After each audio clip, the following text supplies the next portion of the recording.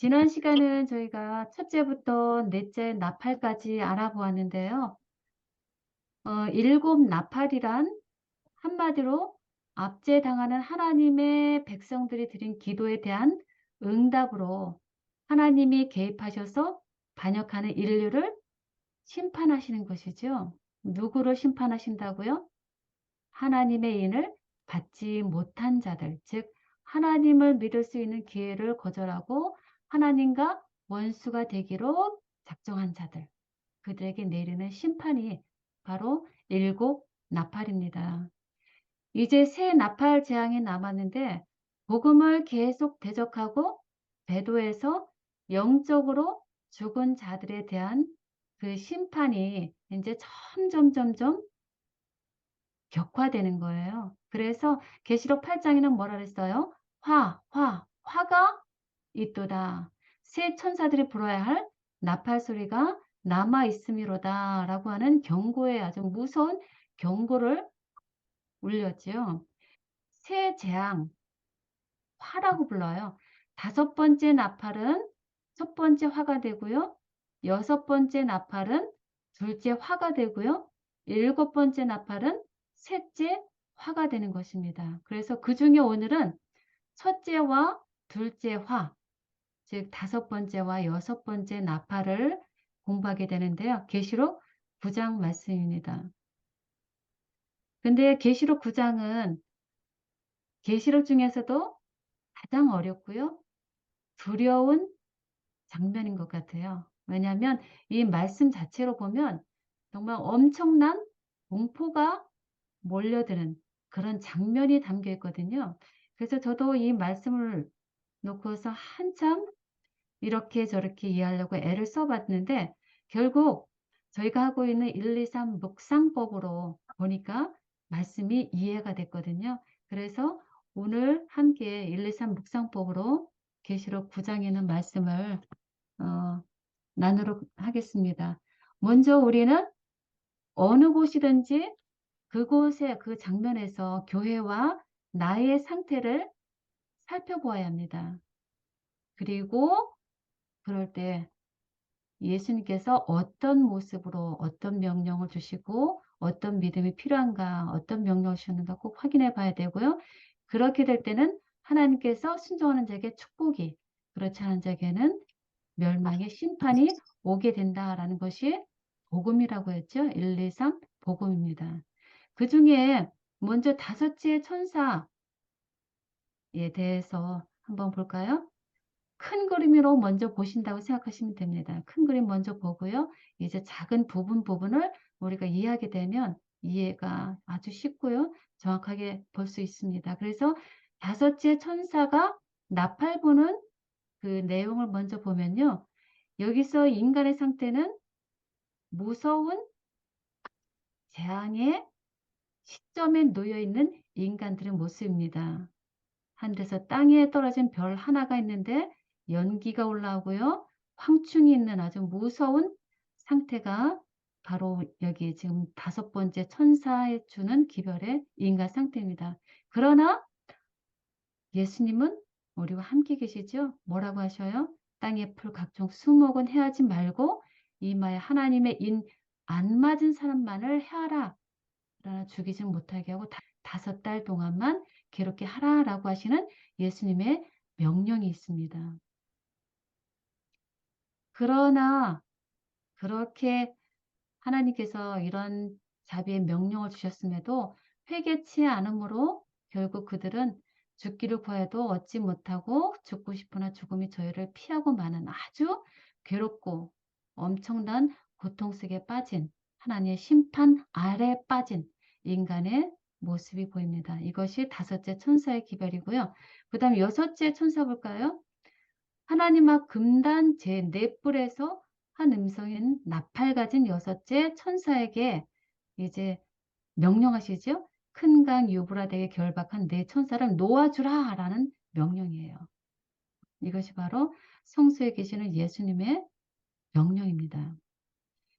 그러면 그 당시 사람의 상태는 어떻게 되나요? 예수님의 명령에 따라 결박되었던 네 천사가 놓입니다. 이들의 임무는 3분의 1을 죽이기로 작정된 자들이에요. 그러므로 결국 이 당시 사람들은 죽임 당할 수밖에 없는 멸망의 처지에 놓여 있다는 것이죠. 그러므로 그 결과 이 재앙에 죽지 않고 결국은 죽은 사람이 있다는 것입니다. 3분의 1 사람이 죽고요. 그리고 그 재앙에 죽지 않은 사람들이 있는데 그들은 어떻게 한다고요? 여전히 회개치 아니하는 그 결과가 바로 하나님의 심판이 여기 여섯째 천사의 기별입니다. 그래서 이렇게 큰 그림으로 먼저 9장을 살펴봤고요. 근데 놀라운 것은 하나님께서는 이런 기별을 통해서 우리에게 꼭 주시고자 하는 말씀이 있는데 여호와께서는 자기의 비밀을 그 종 선지자들에게 보이지 아니하시고는 결코 행하심이 없다라고 하시는 것이죠. 무슨 일을 하시기 전에는 반드시 하나님의 비밀을 우리에게 먼저 보이시고 그 비밀대로 우리가 깨닫고 구원받기를 원하시는 하나님의 마음이 놓여 있는 것이죠. 요한복음 20장 31절 보면 오직 이것을 기록함은 너희로 예수께서 하나님의 아들 그리스도이심을 믿게 하려 하며 또 너희로 믿고 그 이름을 힘입어 생명을 얻게 하려 하심이라 라고 말씀하십니다. 하나님께서 성경 전체를 기록하신 이유이고요.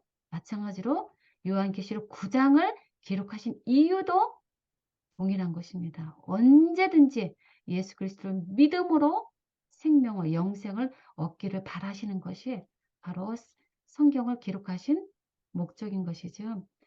우리 출애굽기 보면 출애굽기에서 애굽 땅에 10가지 재앙을 내리신 이유가 하나님의 백성을 핍박하던 바로와 애굽을 심판하시는 목적도 있지만 동시에 뭐가 있어요?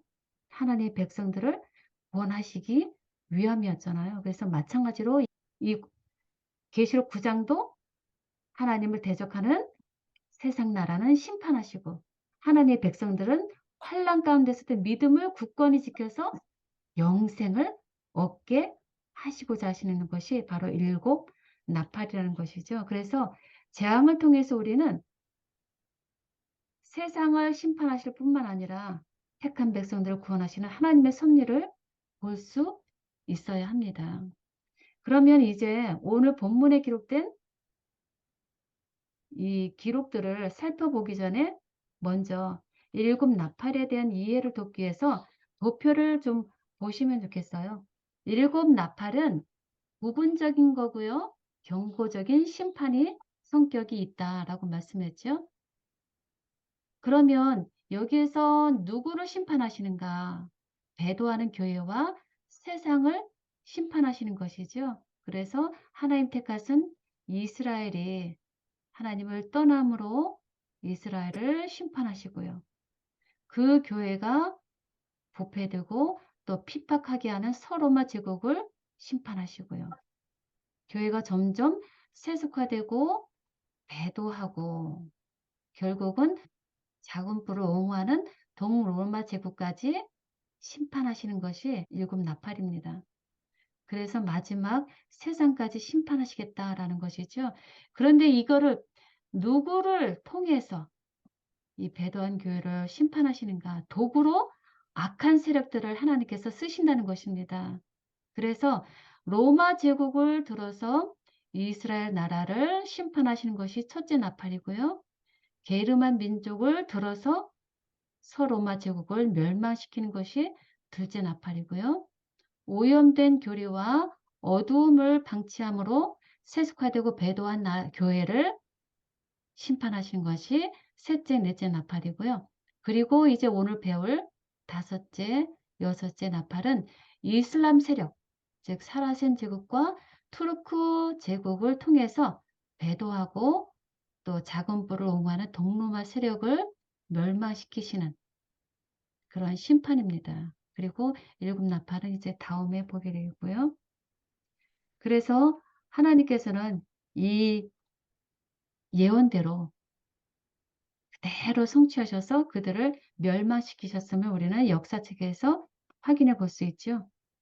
그러면 이제 오늘 본문 9장을 내용만 먼저 읽어보도록 하겠습니다.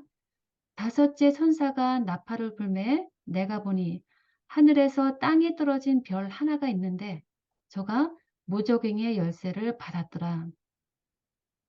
저가 무저갱을 여니 그 구멍에서 큰 풀무에 연기 같은 연기가 올라오매 해와 공기가 그 구멍의 연기로 인하여 어두워지며 또 황충이 연기 가운데로부터 땅 위에 나오매 저희가 땅에 있는 전갈의 권세와 같은 권세를 받았더라. 저희에게 이르시되 땅의 풀이나 푸른 것이나 각종 수목은 해하지 말고 오직 이마에 하나님의 인 맞지 아니한 사람들만 해하라 하시더라. 그러나 그들을 죽이지는 못하게 하시고 5달 동안 괴롭게만 하게 하시는데 그 괴롭게 함은 전갈이 사람을 쏠 때의 괴롭게 함과 같더라. 그 날에는 사람들이 죽기를 구하여도 얻지 못하고 죽고 싶으나 죽음이 저희를 피하리로다. 예, 여기까지가 5째 나팔 내용이고요. 그 다음 이제 6째 나팔입니다. 6째 천사가 나팔을 불매 내가 들으니 하나님 앞 금단 네 뿔에서 한 음성이 나서 나팔 가진 6째 천사에게 말하기를 큰 강 유브라데에 결박한 네 천사를 놓아주라 하며 네 천사가 놓였으니 그들은 그 년월 일시에 이르러 사람 3분의 1을 죽이기로 예비한 자들이더라. 마병대의 수는 2만 만이니 내가 그들의 수를 들었노라. 이 재앙에 죽지 않고 남은 사람들은 그 손으로 행하는 일을 회개하지 아니하고 오히려 여러 귀신과 여러 우상에게 절하고 또 살인과 복술과 음행과 도적질을 회개치 아니하더라. 예, 이것이 9장의 본문 내용입니다. 네, 5째 나팔과 6째 나팔은 이슬람 제국을 통한 동로마의 심판의 예언입니다. 그래서 먼저 이슬람 세력이 어떻게 형성되었는지, 어떤 일을 했는지 그 역사를 잠깐 살펴보도록 하겠습니다. 이슬람 제국은 622년 마호메트에 의해서 중동에서 시작되었습니다. 그 이슬람교는 아주 짧은 시간에 연기처럼 퍼져서 크게 번성했고요. 그래서 만들어진 제국이 사라센 제국입니다. 이 사라센 제국이 초기에 기독교와 동로마 제국을 끊임없이 위협하였습니다. 그러다 사라센 제국이 약해졌고요. 다시 선 제국이 투르크 제국이에요. 11세기 초 유프라테스 강에서 일어난 이슬람교 세력인 투르크 제국이 동로마를 위협하는 큰 장애물이 되었거든요. 그래서 결국 1922년 이 투르크는 없어지고요. 대신 터키 공화국이 설립이 되었습니다. 지금의 현재 터키예요. 이슬람 세력. 그래서 이슬람 세력이 어떻게 형성되었고 어떤 일을 앞으로 하게 되는지를 여기 역사를 잠깐 살펴보았고요. 그러면 그 이슬람을 통해서 어떻게 동로마가 심판이 되었는가 살펴보는데요. 먼저 이 로마에 대해서 잠깐 살펴보면 좋겠습니다. 우리가 잘 아는 로마는 395년에 동로마와 서로마로 나뉘어졌습니다. 워낙 크기도 했고요. 쓰는 언어가 틀렸다고 해요. 그래서 결국 둘째 나팔을 통해서 먼저 망한 것이 서로마예요. 서로마가 망했습니다. 그러나 서로마 이후에 등장한 교회는 계속 타락하면서 카톨릭의 힘이 계속 지속되도록 도와준, 보호해준 나라가 바로 이 동로마라는 것이죠. 그런 동로마를 하나님은 멸망시킬 수밖에 없는 것이죠. 교회를 타락시키고 부패시키는 이 동로마를 멸망시키는 것이 바로 다섯째, 여섯째 나팔인데 누구에게서 망하겠다고요? 이 동로만은 이슬람 세력에게 망하고 만다는 것이죠. 근데 놀라운 것은 하나님은 하나님의 뜻을 이루기 위해서 선한 자들뿐만 아니라 악한 자들도 심지어 사탄, 마귀도 사용하실 때가 있다는 것을 오늘 여기에서 확인해 보셔야 돼요. 아까 보시다시피 그런 대도한 교회를 심판하시게 하는 그 심판의 도구로 쓰임 받은 것들이 바로 악의 세력들이거든요. 그래서 욥기를 보아도 하나님이 사탄 마귀로 하여금 욥과 그의 가족을 어렵게 했죠. 재앙을 가져오도록 하게 하셨습니다. 허락하셨어요. 그러나 그 결국 어떻게 됐어요? 욥은 오히려 그 사건을 통해서 의인 욥으로 만들어 주셨고요. 더욱 하나님을 찾아 발견하게 하는 유익을 가져오게 하셨습니다. 마찬가지로 예수님도 사단의 음모로 말미암아서 가롯 유다의 손에 달려 돌아가셨지만 그 십자가 달려 돌아가심이 결국 이 사건을 통해서 예수님의 사역이 완성되게 하는 그런 일이 이루어졌잖아요. 그래서 오늘 본문도 마찬가지로 하나님이 무적행의 열쇠를 가진 그리고 하늘에 쫓겨난 사탄 마귀를 이용해서 다섯 번째 나팔의 재앙을 내리시는 하나님의 크신 일하심을 우리는 보는 것입니다. 아무리 사탄 마귀가 자기 계획대로 하나님을 대적하기 위해서 계획을 하지만 하나님은 그것을 뛰어넘어서 그것조차도 협력하여서 하나님의 섭리를 이루시는 도구로 사용하신다는 놀라운 그것을 우리 여기서 보게 되는데 그것이 바로 이슬람 세력이라는 것이죠. 먼저 1절에 보면 다섯째 천사가 나팔을 보니까 사도 요한의 눈에 보이는 것은 하늘에서 땅에 떨어진 별 하나예요. 그 별 하나가 무적행의 열쇠를 받았다라고 기록해요. 하늘에서 땅에 떨어진 별. 누가 기억이 나세요? 요한계시록 12장과 이사야서 14장에 보면 계명성으로 알려진 사탄, 마귀가 모습에 하늘에서 땅으로 쫓겨나는 장면이 나오죠. 마찬가지로 이 다섯째 나팔에 땅에 떨어진 별도 누구를 상징해요? 사탄의 마귀를 예, 사탄 마귀를 뜻합니다. 11절에 보면 이 별을 무적행의 사자라고도 표현하고요. 아바돈 혹은 아블론이라고도 묘사합니다. 그 뜻은 원어로 파괴자, 소멸자라는 뜻을 가진 사단 마귀를 일컫는 단어 중에 하나예요. 그래서 이거 지금 보시는 대로 아침의 아들 계명성 그리고 큰 용 예뱀 곧 마귀 사단이라고 하는 땅으로 내어 쫓긴 사단을 기록하고 있습니다. 그런데 그가 무적행의 열쇠를 받았다고 하거든요. 받았다고 하는 것은 누군가로부터 높은 분으로부터 받았다는 것이죠. 그 말은 하나님께서 그 권세를 사단에게 알겠습니다. 임시로 허락하셨다는 것이죠.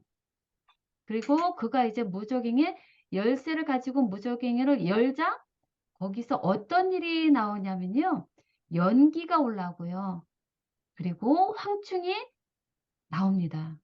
두 가지가 나오죠. 이것은 다 사단의 성격을 나타내는 것입니다. 연기라는 것은 오류를 뜻하고요. 수많은 이 세상에 존재하는 오류를 뜻합니다. 그래서 연기가 올라옴으로 어떤 결과가 와요? 그 연기로 인해서 어두워졌다는 것이죠. 해, 예수 그리스도를 상징하는 이 해가 어두워졌고요. 이 땅의 공기가 어두워졌다는 것은 예수 그리스도를 밝혔던 말씀의 진리가 어두워짐으로 예수 그리스도를 찾아보기가 힘들게 되었다는 것이죠.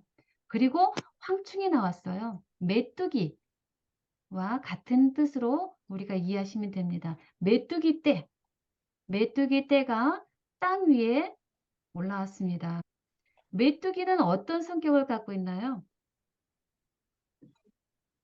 메뚜기는 식물만 먹지요. 그리고 떼를 지어서 움직여 다니죠. 굉장한 세력을 가지고 있는 것이 메뚜기입니다.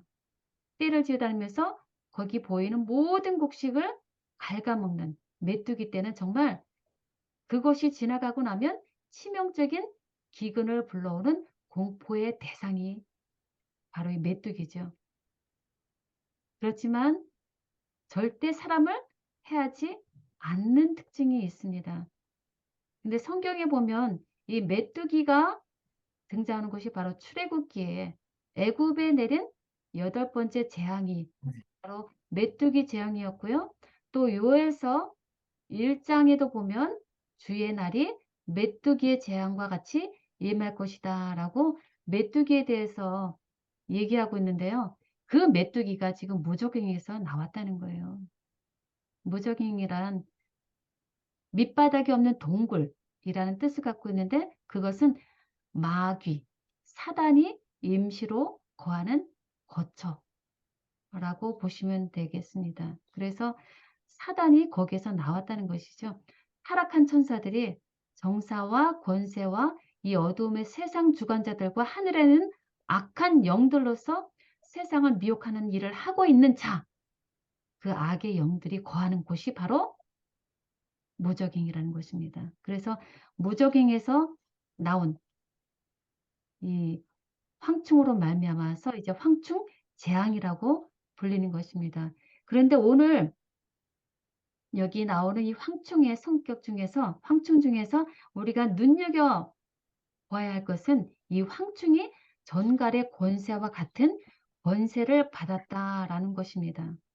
전갈은 사막에 사는 곤충 또는 동물인데 깨물면 굉장한 아픈 통증을 주는 것이 바로 이 전갈인 것이죠. 그래서 그런 사람을 아프게 하는, 상해하게 하는 그런 권세를 받은 것입니다. 그런데 그런 화 중에서도 우리는 하나님의 자비하심을 찾아볼 수 있거든요. 그것이 바로 하나님의 명령입니다. 그런 황충의 재앙을 주셨을지라도 하나님은 어떤 명령을 주셨어요?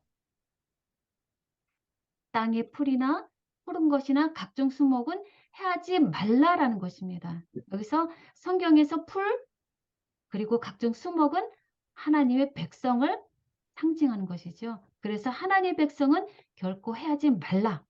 그러나 누구만 해하라고요? 이마에 하나님의 인을 맞지 아니한 악인들만 해하라라는 것이 바로 예수님께 주시는 명령입니다. 그리고 더 나아가서 그들을 하나님의 일을 맞지 않은 그들을 죽이지는 못하게 하시고요. 대신 어떻게 하신다고요? 고통스럽게 괴롭게만 하세요. 괴롭게만 하게 고통스럽게. 하셨어요. 5달 동안 5달 동안 괴롭게 하시는 이유가 무엇일까요? 여전히 악인들을 회개케 하셔서 그들을 구원하시고자 그들의 생명을 아직까지도 보호하시는 것입니다.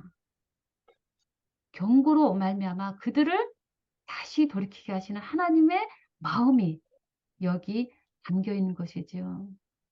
그런데 하나님은 여기에서 이런 황충의 재앙이 내리는 동안 5달 동안 괴롭기만 하게 하셨다고 하셨는데 5달이라는 것은 예언의 성적의 특징상 5달 곱하기 한 달 30 하면 150일이죠. 그러나 연일 원칙에 따라서 이것은 150년이라는 기간입니다. 150년 동안 악인들을 괴롭게만 하게 하셨다는 것입니다. 그 이유가 뭐라고요? 악인들에게 여전히 구속을 베푸시려는 하나님의 자비, 그들을 회개하기 위한 섭리가 바로 이 심판이라는 다섯 번째 나팔의 심판이라는 것입니다. 근데 여기서 괴롭게 한다라고 하는 것을 보는 견해가 좀 다른 견해들이 있거든요. 세상 철학들이 기독교를 부패 약화시킨다라고 하는 이해하는 분들이 있어요. 유물론, 실용주의, 공산주의 이런 인간 중심의 철학들이 바로 하나님을 떠나게 하는 그런 괴롭힘의 도구로 쓰임받았다라고 보는 사람도 있고요. 또 다른 학자들은 이슬람이 바로 하나님의 악인들을 괴롭게 하는 도구로 쓰임받았다라고 하는데요. 그래서 여기서는 구체적으로 코란경을 드는 사람도 있습니다. 코란경은 혼란하고 모순되고 아주 무서운 교리죠. 코란을 알라를 믿든지 아니면 죽든지 아주 무서운 그런 교리가 바로 이슬람 교리인 것이죠. 그래서 하나님은 이렇게 이들을 괴롭게만 하게 하신다라고 말씀하고 있습니다. 7절부터 묘사된 황충의 모습을 더 살펴볼까요? 예, 그림을 한번 보세요. 황충들의 모양은 전쟁을 위해서 예비한 말들 같고 그 머리에는 금 같은 면류관 비슷한 것을 썼고 얼굴은 사람의 얼굴 같고 여자의 머리털 같은 긴 머리털이 있고 이는 사자의 이 같고 철인것 같은 흉갑이 있고 날개 소리는 병거와 같은 많은 말들이 전장을 달려 들어가는 소리 같고 정갈과 같은 꼬리와 쏘는 살이 있어 그 꼬리에는 5달 동안 사람들을 해하는 권세가 있다라고 황충을 묘사했죠. 결국 이것은 이 당시 전 세계를 향해서 정복하기 위해서 달려나갔던 이슬람의 기병대를 언급하는 모습이죠. 그림으로 보게 되면 이런 모습이 되겠고요. 이슬람의 기병대를 언급한 것이다 라고 보시면 되겠습니다.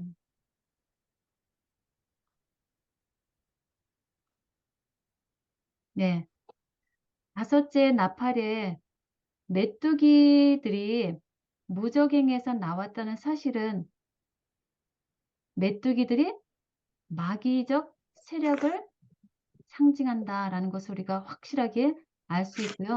그럼 5째 나팔에서 우리가 확실하게 알아야 될 것은 그들은 일시적으로 감금되었다가 일하는 권세를 일시적으로 받았다는 것입니다. 그리고 그것은 이슬람을 상징하는 거고요. 그리고 죽이지는 못하게 하고 오직 해하게만 하게 하는 하나님의 자비가 담겨 있는 겁니다. 그럼 이제 더 무서운 6째 나팔을 한번 보도록 하겠습니다. 하나님의 나팔은 점점 그 강도가 세집니다. 왜냐하면 그만큼 인간의 상태는 그 죄와 허물이 점점 타락하고 부패되고 변질되기 때문에 그만큼 하나님의 죄인을 향한 인간을 향한 경고의 음성도 강해질 수밖에 없는 것입니다. 격화될 수밖에 없는 것입니다. 그래서 지금 6째 나팔은 5째 나팔보다 한층 두려운 모습으로 나타납니다.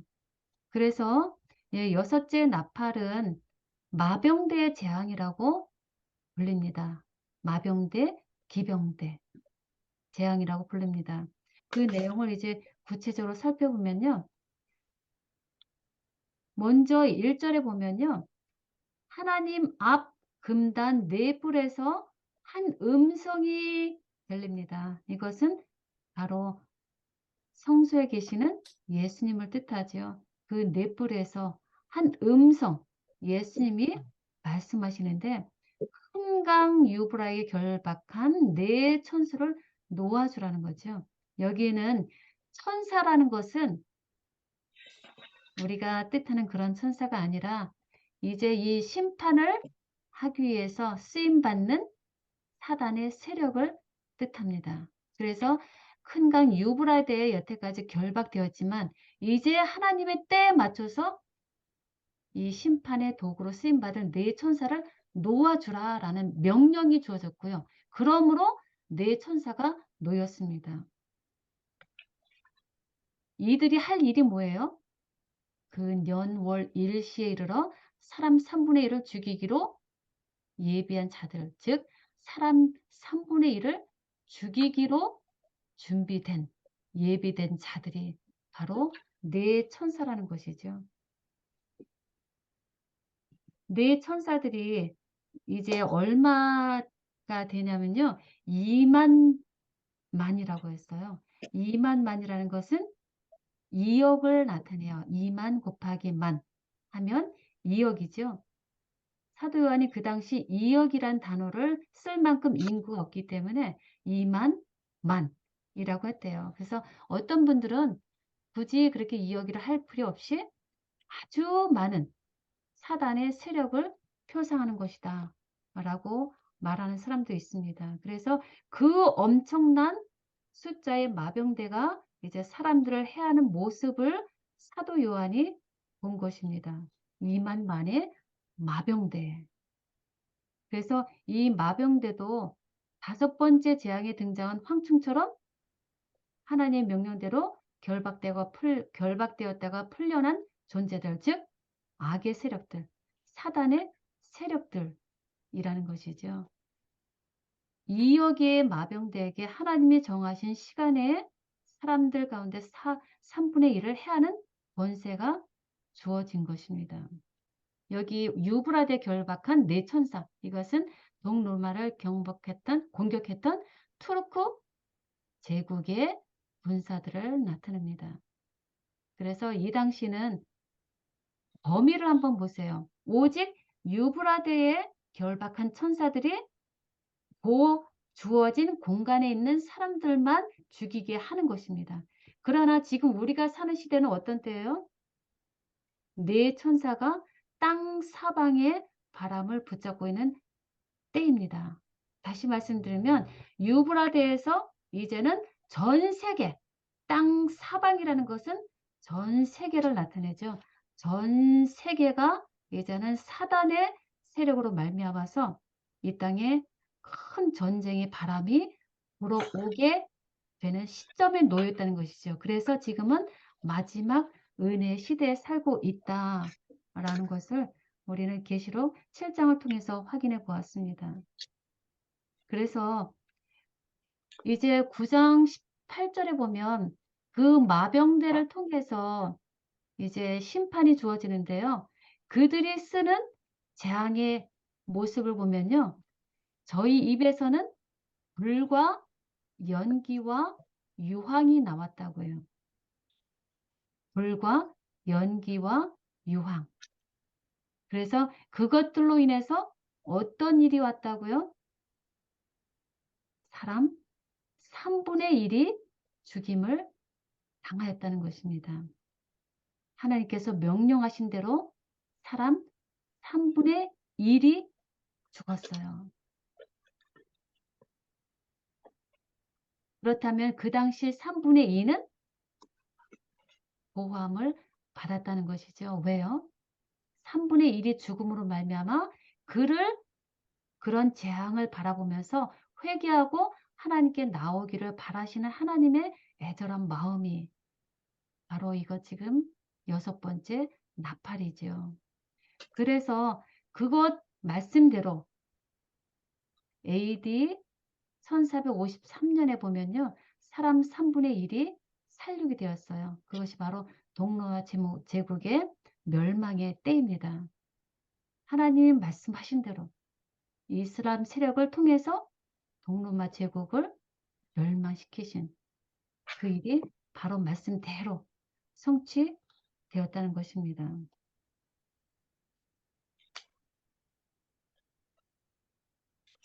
그런데요. 놀라운 것은 그런 놀라운 3분의 1의 세력이 죽은 것을 보고서도 재앙에 죽지 않고 남아있는 사람들의 반응이에요. 얼마나 두려운 장면이었겠어요? 그것을 바라본 그들은 어떻게 됐다고요? 그 손으로 행하는 일을 여전히 회개하지 아니하였다라는 것입니다. 그리고 오히려 여러 귀신을 섬기고요. 우상에게 절하고요. 이제까지 해왔던 살인과 점치는 일과 음행과 도적질을 끊임없이 계속하면서 회개치 아니하였다라고 기록합니다. 2번이나 회개치 아니하였다라고 강조해서 말씀하고 있습니다. 얼마나 이 세상에 사람들이 하나님이 이 땅에 사람을 창조하시고 나서 얼마나 타락을 했는지, 부패했는지를 보여주는 장면이 바로 이 장면이라고 생각합니다. 이것이 바로 지금 이 시대 우리의 모습이기도 해요. 이 세상 사람들의 모습이에요.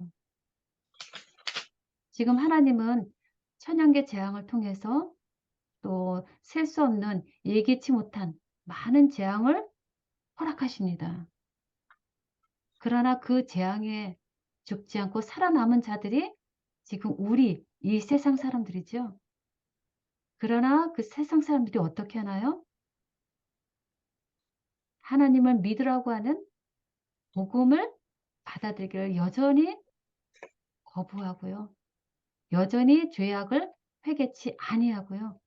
여전히 자신이 해 나가는 귀신 섬기는 일을 여러 가지 죄악들을 끊임없이 하고 있다는 것입니다.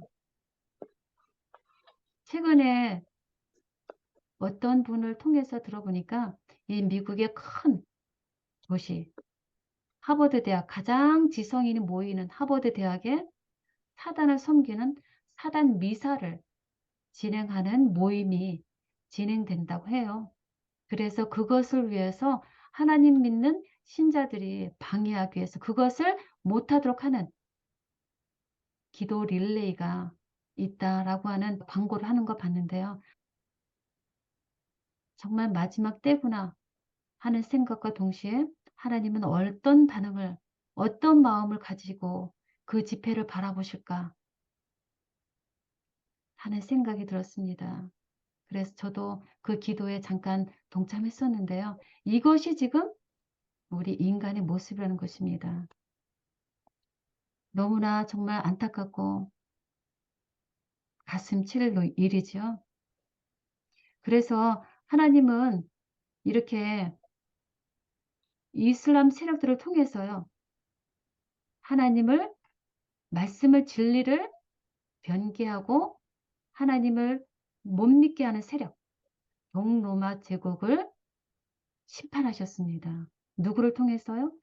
악의 세력, 이슬람 세력을 통해서요. 그러나 하나님은 그 심판의 도구로 사용된 이슬람 세력도 마찬가지로 심판하셨습니다. 그래서 투르크 세력, 그 이슬람 세력도 결국은 당하고 말았는데요. 하나님은 말씀대로 성취하시는 분이십니다. 우리 지금 8장부터 소개한 나팔의 재앙들을 살펴보면요. 출애굽기에서 이집트 땅에 내려졌던 그 열 재앙들이 계속 반복되는 것을 우리는 확인해 볼 수 있어요. 우박 재앙이 있었고요. 어두움의 재앙이 있었고요. 피의 재앙이 있었고요. 황충, 메뚜기 재앙이 있었고요. 그리고 마병대, 죽음의 재앙이죠. 예, 이런 것들이 바로 출애굽 당시에 내려졌던 것이죠. 그것이 지금 반복되어서 내려진 것입니다. 그래서 황충과 마병대 재앙을 보고도 그것을 하나님의 사랑을 깨닫지 못하는 자들은 결국 어떻게 된다고요? 마지막 7 나팔의 재앙으로 말미암아서 멸망되고 말 것이라는 것입니다. 그것을 보여주고자 하시는 것입니다. 그러나 감사한 것은 오늘 본문 계시록 9장 13절에 보면 여전히 제단에서 나는 하늘의 음성이 있다는 것입니다. 지금도 예수님께서 지성소에서 우리의 구원을 위해서 탄원하고 계시다는 것이죠. 그러나 이 마지막 은혜 때도 얼마 남지 않았다는 것을 우리는 압니다. 이제 예언대로 계속 큰 재앙들이 이제 계속 일어날 것입니다. 그래서 믿지 않는 자들에게 땅의 거민들에게 그 재앙이 쏟아질 것입니다. 예언대로요. 그러나 중요한 것은 하나님의 재앙은 멸망시키기 위함이 아니라는 것이죠. 아니고. 오히려 여전히 죄인을 경고하고 회개하게 해서 구원받게 하기 위함이라는 것이, 그것이 바로 하나님의 속마음이라는 것입니다.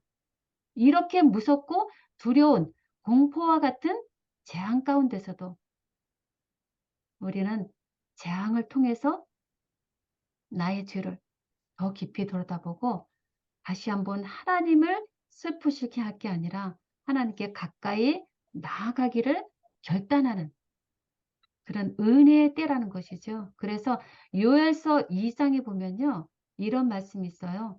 이스라엘 백성들이 회개하면 하나님이 이스라엘을 회복시켜 주겠다라는 말씀인데요. 이렇게 기록되어 있네요. 메뚜기와 황충이 먹은 횟수대로 내가 갚아주리라 라고 하는 약속이 담겨 있어요. 언제든지 회개하면 어떻게 한다고요? 다시 받아주겠다는 것이죠. 채워주시겠다는 것이죠. 회개하라라고 하는 하나님의 간절한 탄원이 마지막 시대를 살아가는 우리에게 주신 말씀이라는 것이죠. 여기 보시는 대로 베드로서 3장 9절에 약속의 말씀이 있습니다. 주의 약속은 어떤 이에 더디다고 생각하는 것 같이 더딘 것이 아니라 무엇이라고요? 우리 참으사 이렇게 우리 오직 참으사 너희를 대하여 오래 참으사 아무도 멸망치 않고 다 회개하기에 이르기를 원하신다. 원하시는 일. 예. 이것이 바로 하나님의 마음이라는 것이죠. 예수님의 더디 오심이 모든 사람을 멸망치 않고 영생을 얻게 하고자 하시는 하나님의 오래 참으심이라는 것이죠. 하나님의 오래 참으심이 일곱 교회와 일곱 인과 일곱 나팔 재앙을 통해서 우리에게 주시는 하나님의 우리를 향한 사랑이라는 것입니다. 회개하라라고 하는 이 예수님의 명령은 이미 십자가의 대속적인 죽음으로 말미암아서 이미 이루어 놓으셨습니다. 우리를 위한 구원의 계획을 이루어 놓으셨습니다. 예수님만이 주실 수 있는 약속이죠. 오직 예수님의 십자가의 죽으심으로만 우리가 영생을 얻게 될 수 있으니까요. 그래서 사랑하는 자를 징계하시고 책망하시는 그 예수님의 마음을 오늘 이 나팔 재앙을 통해서 우리 가슴 깊이 다시 새기는 그런 시간이 되기를 바랍니다. 아멘. 아무쪼록 이제 우리에게 주신 성령의 능력으로 우리 정말 끝까지 견고하게 주 안에서 거함으로 영생의 역석을 들으시는 모든 가족들 되게 해주시기를 간절히 바라면서 오늘 말씀 마치도록 하겠습니다. 아멘. 아멘.